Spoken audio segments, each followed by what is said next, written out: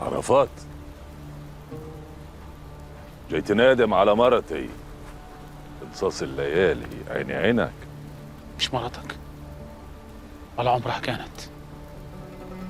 تشوف، وحتى لو مرتي وعايز تتكلم معاها احنا نطول، ده انت الشيخ عرفات. مرحبا يا عرفات، اتفضل. لا، هنا مليح. انت طلبت مني حاجه وقلت لك بكره قومي، والوقت سرقني ولقيت الليل هيخلص وانا ما وفيتش بوعدي. ايوه حصل. طب اتفضل اتفضل، ما يصحش. لا هي صح، هما كلمتين وهمشي. كلمتين بس؟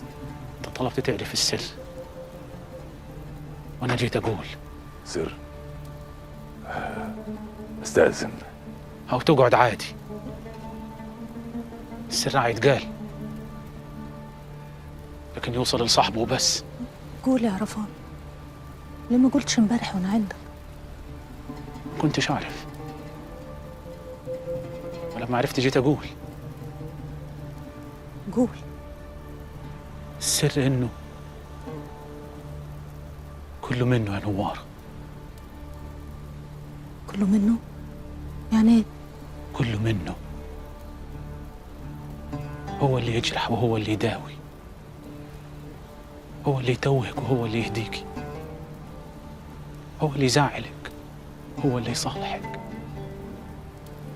يرمي في البير ويطلع اللي من البير أمير، ويسكنك الجنة ويطردك منها عشان ترجع ليها عن حب مش عن ورث.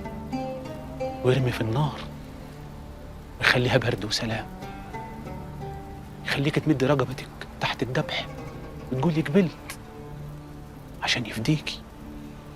كله منه، ياخد منك عشان يديكي أحلى، ويحرمك عشان يسعدك، يمنعك عشان يعطيكي.